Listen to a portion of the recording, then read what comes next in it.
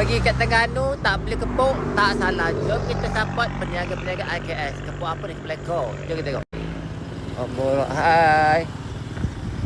Assalamualaikum. Apa khabar? Ada kepuk tak? Ada. Kepuk apa paling sedap? Oh ya, okey. Kita tak boleh kepuk lepo. Okey, kita nak rasa. Satulah. Okey, ni satu kepuk lepo. Tak. Kena banyak. Nama kedai dia apa? Sekejap. Nama kedai apa? Oh, aku pelek ayah aku sedap. Tahu sini. Apa bezanya? Ini dengan ini apa beza? Ini kuku goreng kekil. Yang ini kukur. Rebus. Boleh makan terus ya? Boleh makan. Ini keropok leko Rebus. rebus. Tak kan?